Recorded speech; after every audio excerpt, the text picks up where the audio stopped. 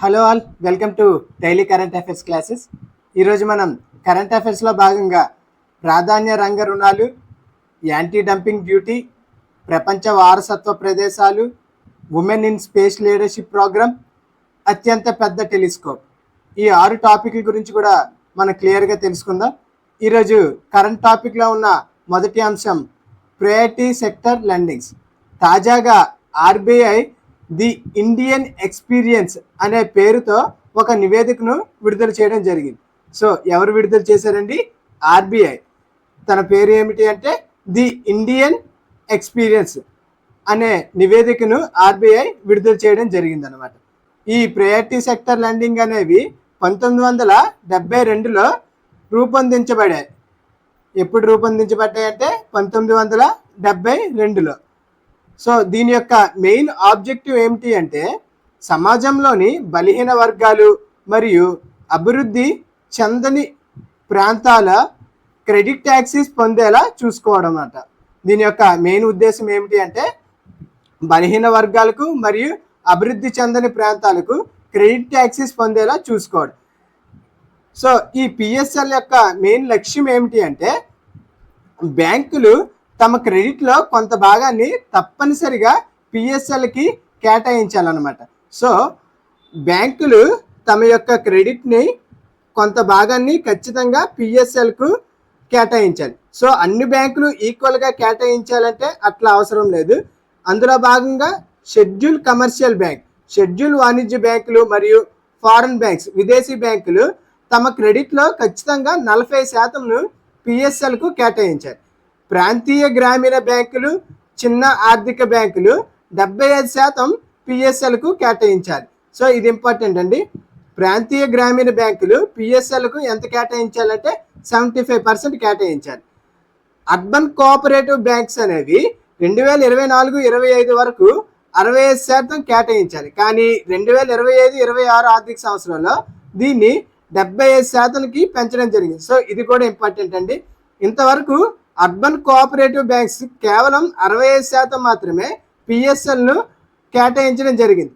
కానీ 2025-26 నుంచి ఇది 75%కి పెంచడం జరిగింది. సో ఎంత శాతం పెంచారంటే 10%. ఎక్కడి నుంచి అంటే 65 నుంచి 75%కి పెంచడం జరిగింది. సో దీనిలో భాగంగా ఆర్బీఐ అనేది ఏ రంగాలకు వీటిని కేటాయించాలనేది క్లియర్గా మెన్షన్ చేయడం జరిగింది. అందులో భాగంగా వ్యవసాయ రంగానికి ఎంఎస్ఎంఈ, సూక్ష్మ చిన్న మధ్య తరహా పరిశ్రమలకు, ఎగుమతి క్రెడిట్కు, విద్య, హౌసింగ్, సామాజిక మౌలిక సదుపాయాలకు, పునరుత్పాదక శక్తి, ఇతరులకు, ఈ 8 రంగాలకు కూడా ఈ పిఎస్ఎల్ను ఖచ్చితంగా కేటాయించాలని ఆర్బీఐ పేర్కొందనమాట. నెక్స్ట్ కరెంట్ టాపిక్లో ఉన్న ఇంకొక ముఖ్యమైన టాపిక్ యాంటీ డంపింగ్ డ్యూటీ. తాజాగా చైనా నుండి దిగుమతి చేసుకున్న అల్యూమినియం ఫాయిల్పై యాంటీ డంపింగ్ డ్యూటీ విధించాలని ఏ మినిస్ట్రీ నిర్ణయించుకుందంటే వాణిజ్యం మరియు పరిశ్రమల మంత్రిత్వ శాఖ. ఏ మినిస్ట్రీ? వాణిజ్యం మరియు పరిశ్రమల మంత్రిత్వ శాఖ. సో అందులో భాగంగా మనం ఈ యాంటీ డంపింగ్ డ్యూటీని, దీనికి రిలేటెడ్గా ఉన్న కౌంటర్ వెయిలింగ్ డ్యూటీని కూడా మనం ఖచ్చితంగా తెలుసుకోవాలండి. ఎందుకంటే సంవాట్ ఈ రెండు కూడా సేమ్గానే ఉంటాయి, కానీ దానిలో కొంత మైనర్ డిఫరెన్స్ అనేది ఉండడం జరిగింది. సో అందులో భాగంగా యాంటీ డంపింగ్ డ్యూటీ యొక్క మెయిన్ ఉద్దేశం ఏంటి అంటే దేశీయ ప్రభుత్వం విదేశీ ఎగుమతులపై విధించే ఇది రక్షణాత్మక సుంకం అన్నమాట. సో ఇప్పుడు ఎగ్జాంపుల్గా ఇండియాని తీసుకుందాం. ఇండియా అనేది మ్యాక్సిమం చైనా నుంచి ఎక్కువ ప్రొడక్ట్స్ని ఇంపోర్ట్ చేసుకుంటుంది కాబట్టి ఇక్కడ ఎగ్జాంపుల్గా చైనా తీసుకుంటాం. సో ఒక ప్రోడక్ట్ చైనా నుండి ఎక్స్పోర్ట్ అయి ఇండియాకి ఇంపోర్ట్ అవుతుంది. సో ఈ ప్రోడక్ట్ యొక్క వాల్యూ ఇండియాలో 1000 రూపీస్గా ఉంది అని అనుకుంటే, కానీ చైనా నుండి వచ్చే ఆ ప్రోడక్ట్ వాల్యూ కేవలం 500K అవైలబుల్గా ఉందంటే ఇండియాలో ఉండే లోకల్ మార్కెట్ మొత్తం కూడా కొలాప్స్ అయ్యే ప్రమాదం ఉంటుందన్నమాట. సో ఒక ప్రోడక్ట్ వాల్యూ ఇండియాలో 1000 రూపీస్ ఉండి, కానీ అదే ప్రోడక్ట్ ఇంపోర్ట్ చేసుకునేటప్పుడు 500K ఇండియాకి వస్తే ఈ 1000 రూపీస్ కంటే ఈ 500 రూపీస్కే మనం ఎక్కువగా తీసుకునే ఛాన్స్ ఉంటుంది. అందువల్ల ప్రభుత్వం ఖచ్చితంగా ఆ ప్రోడక్ట్ పై ఎక్స్ట్రా ట్యాక్స్, దానిని యాంటీ డంపింగ్ రూపంలో కొంత ట్యాక్స్ను విధించి దాని విలువ కూడా ఈ 1000 రూపాయలకు దగ్గరగా వచ్చేటట్టు చేస్తారనమాట. అందువల్ల మన లోకల్ మార్కెట్ కూడా సస్టైన్ అవ్వడానికి ఛాన్స్ ఉంటుంది. దీనివల్ల ఏమవుతుందంటే స్థానిక వ్యాపారులు నష్టపోకుండా ఉండడం జరుగుతుందన్నమాట. దీని యొక్క ముఖ్య ఉద్దేశం ఏమిటి అంటే స్థానిక మార్కెట్ను కాపాడడం. భారతదేశంలో ఈ యాంటీ డంపింగ్ డ్యూటీ విధించాలా వద్దా అనే దానిపై ఫైనల్గా మాత్రం ఫినాన్స్ మినిస్టర్, ఆర్థిక మంత్రిత్వ శాఖ వారు నిర్ణయం తీసుకుంటారు. కానీ దానిపై డ్యూటీ విధించే హక్కు ఎవరికి ఉంది అంటే వాణిజ్యం మరియు పరిశ్రమల మంత్రిత్వ శాఖకు. సో ఇది WTO ద్వారా కూడా అనుమతించబడింది అనమాట. ఇది WTO ద్వారా కూడా అనుమతించబడడం జరిగింది. దీనికి రిలేటెడ్గా ఉన్న ఇంకో topic counter wailing duty. So ఇది కూడా లోకల్ మార్కెట్ను కాపాడడం కోసం తీసుకునే ఒక సుంకం అనమాట. కానీ ఇందులో కొంచెం డిఫరెన్స్ ఏమిటి అంటే ఇప్పుడు చైనా నుంచి ఒక ప్రోడక్ట్ ఇండియాకి వచ్చింది అనుకుందాం. సో ఈ వచ్చిన ప్రోడక్ట్ని చైనాలో కొంత సబ్సిడీ ఇవ్వడం జరుగుతుంది అనమాట. సో ఇండియాలో కూడా ఆ ప్రోడక్ట్కి ఇప్పుడు ఎగ్జాంపుల్గా యూరియా తీసుకుందాం. యూరియాకి ఇండియాలో కొంత సబ్సిడీ ఇవ్వడం జరిగింది. దీనికి సేమ్గా చైనాలో కూడా ఆ సబ్సిడీ అనేది ఇవ్వడం జరిగింది. యూరియాకి కూడా చైనాలో సబ్సిడీ ఇవ్వడం జరిగింది అనుకుందాం. సో అప్పుడు ఇండియాలో ఈ యూరియా వాల్యూ 1000 రూపీస్ అయితే, కానీ ఈ చైనా సబ్సిడీ వల్ల దాని వాల్యూ మనకి 800 రూపీస్కి వచ్చింది అనుకుందాం. కానీ అందువలన మన ఇండియాలో ఉన్న ఈ యూరియా మార్కెట్ అనేది దెబ్బతినే అవకాశం ఉంటుంది. సో మన సేమ్ ప్రోడక్ట్కి సబ్సిడీలు ఇవ్వడం వల్ల వచ్చే నష్టాలకు, సో ఈ సబ్సిడీ ప్రోడక్టులకు దిగుమతి చేసుకునే దేశం విధించే సుంకాన్ని కౌంటర్ వెయిలింగ్ డ్యూటీ అంటారు అన్నమాట. సో ఈ యాంటీ డంపింగ్ డ్యూటీ మరియు కౌంటర్ వెయిలింగ్ డ్యూటీలో ముఖ్య డిఫరెన్స్ ఏమిటి అంటే సబ్సిడీల మీద ఇది డిఫరెన్స్ అయ్యిందనమాట. సబ్సిడీలు బేస్ చేసుకొని ఒక దానిపై సుంకాన్ని విధిస్తే దాన్ని కౌంటర్ వెయిలింగ్ డ్యూటీ గాను, జనరల్గా ఎటువంటి సబ్సిడీలు లేకుండా వేసే డ్యూటీలను యాంటీ డంపింగ్ డ్యూటీగా డిఫరెన్స్ చేయొచ్చు. ఓకే, నెక్స్ట్ కరెంట్ అఫైర్స్లో ఉన్న ఇంకొక ఇంపార్టెంట్ టాపిక్, తమిళనాడులో విల్లుపురంలోని జింగి కోటకు యునెస్కో ప్రపంచ వారసత్వ ప్రదేశాల జాబితాకు నామినేట్ చేయబడడం జరిగింది. ఏ కోట అండి? జంగి కోట. ఇది ఎక్కడ ఉంది అంటే తమిళనాడులో విల్లుపురంలో ఇది ఉంది. దీని యొక్క ప్రత్యేకత ఏమిటి అంటే ఇది ద్వీపకల్ప భారతదేశంలోనే అత్యంత దుర్భేద్య అంటే చాలా కఠినమైన కోట అన్నమాట. దీన్ని ట్రాయ్ ఆఫ్ ది ఈస్ట్గా కూడా పేర్కొనడం జరిగింది. ఇది ఫ్రెంచ్ మరియు బ్రిటిష్ మధ్య జరిగిన కర్ణాటక యుద్ధాల్లో కీలకమైన పాత్ర పోషించింది. దీనిని విజయనగరం సామ్రాజ్యం పునర్నిర్మించడం కూడా జరిగింది. 1670 ఈ కోటను ఛత్రపతి శివాజీ స్వాధీనం చేసుకోగా దాని తర్వాత 1698లో మొఘలుల ఆధీనంలోకి ఇది వెళ్ళడం జరిగింది. సో ఈ కోటలో అనేక దేవాలయాలు, అనేక పుణ్యక్షేత్రాలు కూడా ఉన్నాయి. అందువల్ల తాజాగా ప్రపంచ వారసత్వ ప్రదేశాల్లో ఈ జంగి కోటకు నామినేట్ చేయడం జరిగింది. సో ఈ ప్రపంచ వారసత్వ సైట్స్ గురించి మనం తెలుసుకుందాం. So convention on protection of world culture and natural heritage or world heritage convention 1972 ప్రకారం విశ్వవ్యాప్తంగా ఒక ప్రదేశాన్ని వారసత్వ ప్రదేశంగా గుర్తించడం జరుగుతుందన్నమాట. సో ఈ గుర్తింపు వల్ల ముఖ్య లాభాలు ఏమిటంటే అది దేశీ విదేశీ పర్యటనకు అభివృద్ధి కల్పించడం, దీని ద్వారా ఉపాధి సృష్టి జరగడం, మౌలిక వసతులకు కూడా ఇది అవకాశం కల్పిస్తుంది అన్నమాట. దీని యొక్క ముఖ్య లాభం ఏమిటంటే దేశీ విదేశీ పర్యాటకులకు అభివృద్ధి కోసం, ఉపాధి సృష్టి కోసం, మౌలిక వసతులు అభివృద్ధి కోసం.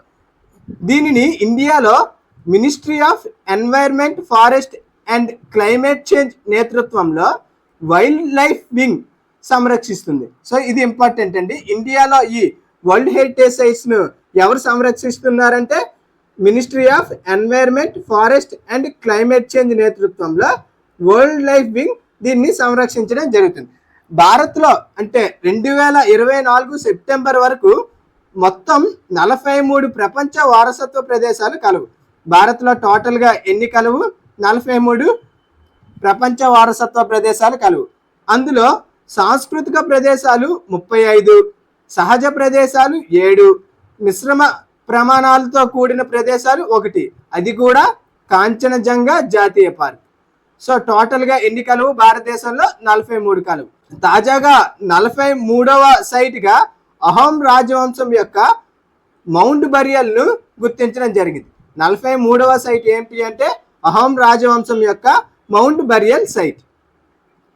ఓకే, నెక్స్ట్ కరెంట్ అఫైర్స్లో ఉన్న ఇంపార్టెంట్ టాపిక్ ఆయుష్మాన్ భారత్ ప్రధానమంత్రి జన్ ఆరోగ్య యోజన. ప్రధానమంత్రి జన్ ఆరోగ్య యోజన ఇది ఆయుష్మాన్ భారత్లో ఒక పార్ట్. 2023లో ఆయుష్మాన్ ఆరోగ్య మందిర్గా దీన్ని పేరు మార్చడం జరిగింది. ఇప్పుడు దీన్ని ఏమని పిలుస్తున్నారంటే ఆయుష్మాన్ ఆరోగ్య మందిర్. ఆయుష్మాన్ ఆరోగ్య మందిర్గా ఇప్పుడు నామకరణం చేయడం జరిగింది.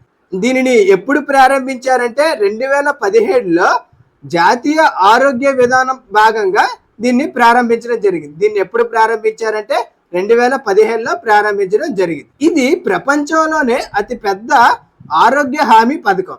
ఇది ప్రపంచంలోనే అతిపెద్ద ఆరోగ్య హామీ పథకం. ఇది ఆరోగ్య కుటుంబ సంక్షేమ మంత్రిత్వ శాఖ కింద ఒక ప్రయోజిత పథకం అండి.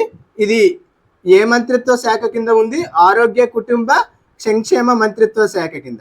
దీని యొక్క ప్రయోజనం ఒక సంవత్సరానికి 5 లక్షలు ఒక కుటుంబానికి ఆసుపత్రి కవరేజ్ను అంటే ఇన్సూరెన్స్ను ఇవ్వడం జరుగుతుంది.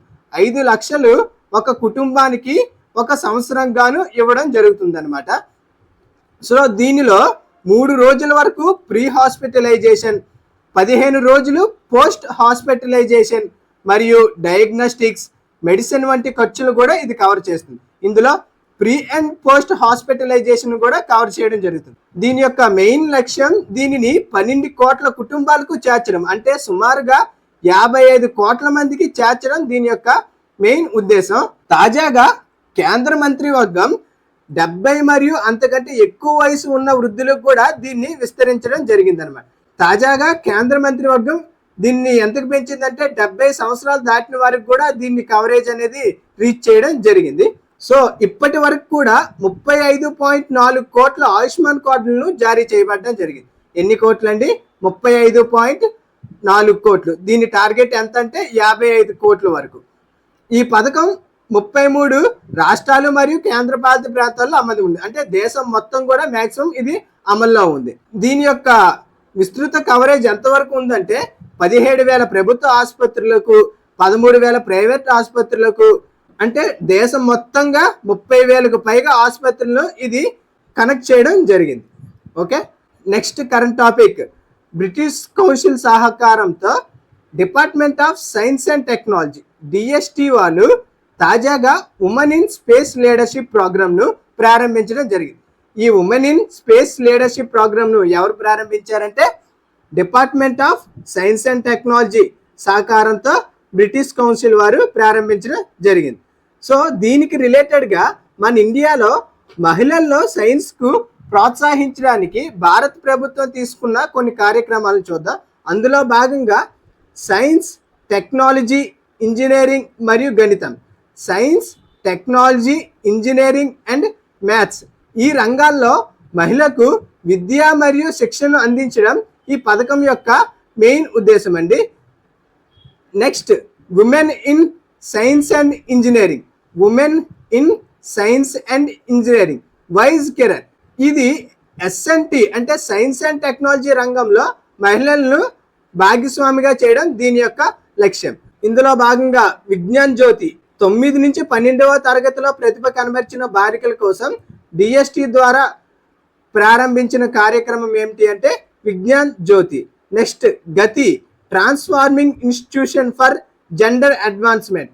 SNTలో లింగ సమానత్వం కోసం దీన్ని తీసుకురావడం జరిగింది. National award for women scientist. ప్రతి సంవత్సరం కూడా అంటే 2018 నుంచి ప్రతి సంవత్సరం కూడా మినిస్ట్రీ ఆఫ్ ఎర్త్ సైన్స్ వారిచే మహిళా శాస్త్రవేత్తలకు ఒక అవార్డును ప్రదానం చేయబడుతుంది. ఎప్పటి నుంచి అంటే 2018 నుంచి. ఏ మినిస్ట్రీ అంటే ministry of earth sciences. Next engineering science మరియు టెక్నాలజీలో మహిళలు. West, women in engineering science and technology. దీనిలో భాగంగా ఐస్టెమ్ను 2022లో ప్రారంభించడం జరిగింది. సో ఈ ఐస్టెమ్ను దేనిలో భాగంగా ప్రారంభించడం జరిగిందంటే వెస్ట్లో భాగంగా ఈ ఐస్టెమ్ను ప్రారంభించడం జరిగింది. నెక్స్ట్ కరెంట్ టాపిక్లో ఇంపార్టెంట్ అంశం, చిలీలో అటకామా ఎడారిలోను ఫెర్రో ఆర్మోజోన్స్ పర్వతంపై అత్యంత పెద్ద టెలిస్కోప్, ఎక్స్ట్రీమ్లీ లార్జ్ టెలిస్కోప్ను నిర్మించడం జరిగిందండి. సో ఈ ఎక్స్ట్రీమ్ లార్జ్ టెలిస్కోప్ అనేది యూరోపియన్ సదరన్ అబ్జర్వేటర్లో భాగం. ఇందులో 5 అద్దాలతో 39.3 మీటర్ల వెడల్పుతో ఇది కలదు. ఇందులో 5 అద్దాలు కలవు. ఎంత వెడల్పు అంటే 39.3 మీటర్ల వెడల్పు కలదు. దీన్ని ఎవరు నిర్వహిస్తున్నారంటే యూరోపియన్ సదరన్ అబ్జర్వేటరీ. సో ఈ టెలిస్కోప్ యొక్క ముఖ్య ఉద్దేశం ఏమిటి అంటే ఖగోళ వస్తువుల ప్రకాశాన్ని పెంచడం దీని యొక్క ముఖ్య ఉద్దేశం అండి. సో ప్రపంచంలో అతి పెద్ద మరియు అధునాతన టెలిస్కోపుల్లో పెద్ద బైనాక్యులర్ టెలిస్కోప్ ప్రజెంట్ అతి పెద్ద టెలిస్కోప్గా కలదు. Next సుబారు telescope. ఇది హవాయిలో మౌనాకిలో 8.2 మీటర్ల వెడల్పుతో జపనీస్ వారిచే నిర్వహించబడుతున్న టెలిస్కోప్. నెక్స్ట్ ఇంపార్టెంట్ టెలిస్కోప్లో అంతర్జాతీయ లిక్విడ్ మిర్రర్ టెలిస్కోప్. ఇది ఉత్తరాఖండ్లో దేవస్థలిలో భారతదేశం ఆధ్వర్యంలో గల టెలిస్కోప్. ఇది ఆసియాలోనే అతిపెద్ద టెలిస్కోప్. ఇది ఎక్కడ కలదు? ఉత్తరాఖండ్లోని దేవస్థల్లో కలదు. దీన్ని ఎవరు నిర్వహిస్తున్నారంటే భారతదేశం నిర్వహిస్తుంది. ఇది ఆసియాలోనే అతిపెద్ద టెలిస్కోప్. సో ఇవి ఫ్రెండ్స్ ఈరోజు కరెంట్ అఫైర్స్. ఈ పీడిఎఫ్ని వీడియో కింద ఉన్న డిస్క్రిప్షన్లో టెలిగ్రామ్ ఛానల్ మెన్షన్ చేయడం జరిగింది. ఆ టెలిగ్రామ్ ఛానల్లో ఈ పీడిఎఫ్ను అప్లోడ్ చేస్తున్నాం. Thank you for watching.